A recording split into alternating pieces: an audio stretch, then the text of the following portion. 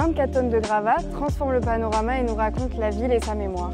En regardant de plus près, on y retrouve mosaïques, conduits en PVC, briques, vitres, matériaux de construction réduits en morceaux. Tous ces éléments composaient une habitation avant de se retrouver sous nos pieds et de participer à la scénographie. Une empreinte est laissée, chaque pas est ancré dans cette exposition paysage en 2 volets entre le FRAC et la friche, produite par Frame, association résidente de la friche. Un terrain de jeu aux allures de petites friches, entre espaces de liberté et zones anarchiques, parsemées de traces mémorielles.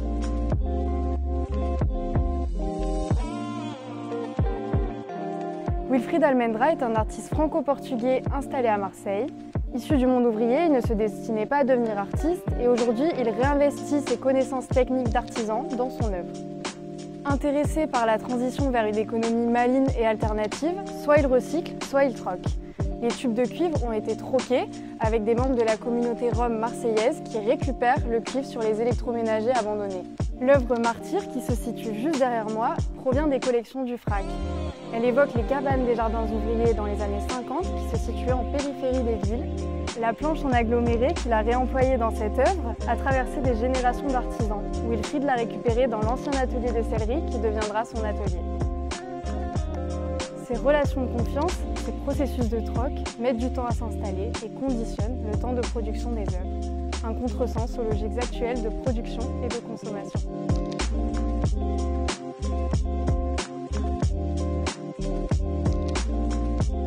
Alors, le titre de l'exposition est le prénom de la tante de l'artiste, Adélaïde. Adélaïde n'est pas la seule figure à laquelle Wilfried fait référence. Par exemple, la sculpture Ginette évoque sa grand-mère, présence fantomatique coiffée d'une plume de paon. On peut voir plus de 2000 plumes de paon dans l'espace d'exposition.